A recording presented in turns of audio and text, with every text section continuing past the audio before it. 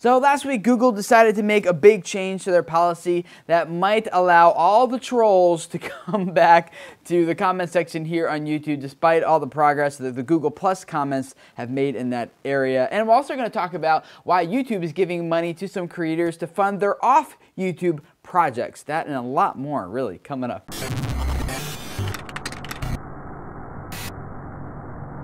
Hey guys, my name is Tim Schmoyer and it's Tuesday, which means it's time to take a look at the online video news from last week and talk about the implications it has for us as creators here on YouTube. And perhaps the main thing that's going to affect us as creators is that Google now does not require that people use their actual names when signing up for a Google Plus profile. In fact, they've even taken a step further and allow people who are using their name to switch it to something that's not their name so that people can now be anonymous again here on YouTube. Now, originally, Google's Plus policy was to force everyone to use some sort of proper name. I mean, you could make it up, whether it was like Joe Smith or something, and they'd be like, really? Is that your name? So they're trying to reduce the level of you know what I'm trying to say, anonymity here on YouTube, because hopefully trying to like reduce the amount of like all the trolling and the comments and the negative stuff and the people just flame blasting each other. And whether or not that system actually made a difference is up for debate. I think it was more due to the filtering system that YouTube had implemented with the new commenting system as it integrated with Google Plus. And I think that even though they will now let people use any identity on YouTube now that they would like, I don't think that the trolls are going to come back as strong and hard as they did before, because again, a lot of that stuff will get marked as spam and won't show up on YouTube videos as prominently as it did before. I would love to hear from you guys in the comments below about this, because I know there will be some concerns that the comments on YouTube are just going to revert back to where they were now. And others of you will be happy because now you can actually use the name that you've always used on your YouTube channel for your Google Plus profile. If you are someone who does want to change your name on Google Plus and on your YouTube channel, I'll put a link in the description text below this video that will take you to the instructions that will walk you through how you can do that now on Google Plus. The other big news that I thought you guys would be interested in from last week is that there's a rumor going around from people who are familiar with the situation type of thing, you know, talking about how YouTube is talking with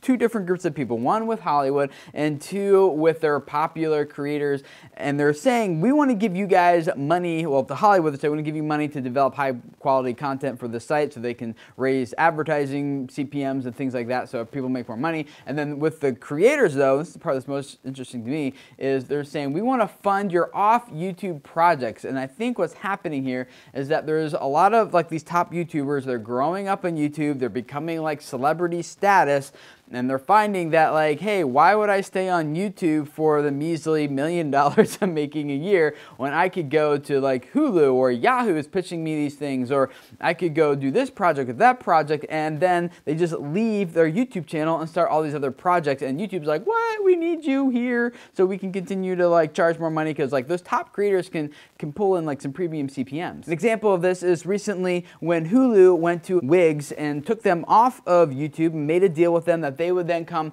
to Hulu, and Wix did so with a kind of a sour taste in their mouth towards YouTube. YouTube doesn't want their celebrities leaving here as soon as they get big. Like, they don't want to be known as a platform that helps people get known, and then once they get known, they leave. The part of YouTube's solution is to say, hey, instead of leaving, why don't we fund the projects that you are trying to do off of YouTube? Whether you're trying to raise funds for a feature-length film you want to create, or you're trying to develop this product, or whatever it is, like, we want to help you. I don't see that as being like too sustainable, like long-term. Like, they can't do that with all their top creators for too long before it's just like, you know, before it gets really expensive. I think instead it might be like a stopgap they're going to do with some top creators just to kind of get some goodwill going and keep people on while they figure out a better solution so that someone can be on YouTube, grow all the way up to being popular, famous, and having a really nice, decent-sized fan base, but still continue to stay on YouTube and develop regardless of how popular they become, rather than them feeling like they need to go off of YouTube once they hit like that next stepping stone. YouTube does not want to be a stepping stone. They want to be a whole big mountain. I got 4 quick links for you guys in the description text of this video, so if any of these stories sound interesting to you, you want to to learn more, go down there, click them, check them out. The first one is on Real SEO,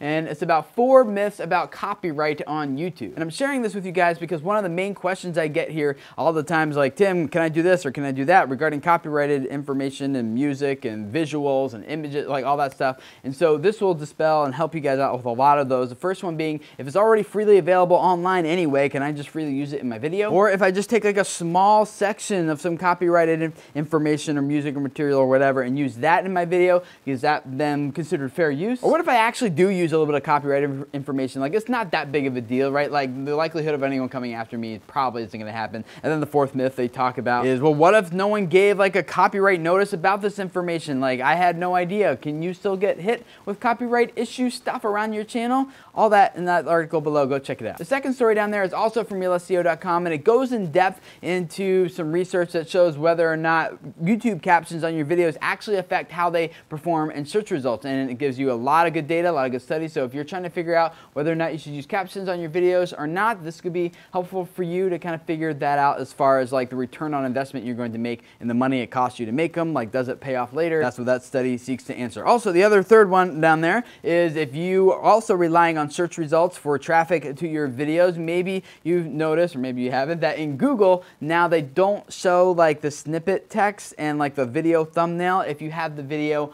on your website as they used to do. Google changed all that, and it had a huge influence on how a lot of videos are performing. Now, if you're just posting them on YouTube and pushing everyone to your YouTube videos, those are still probably doing okay. But if you're just trying to drive traffic to your website, using those video thumbnails and snippets, like that might not be working as much or as well for you. So more information about that whole change to Google is down below. And the fourth story down there is how YouTube is now bigger than Facebook in terms of how many active users each site has on a monthly basis. I actually have 4 additional stories to talk about that I couldn't fit into this video here, like 5 elements that are part of any successful YouTube video and many others. But those articles are for those who are supporting this show and this channel through patreon.com/video creators. If you found this channel be helpful and valuable to you and you want to help support me so I can continue to do this for you guys, one of the perks is additional news stories that I can't fit into these videos every week. So go check that out. The link is below. Patreon.com/video creators if you want to learn more about the perks I'm offering you guys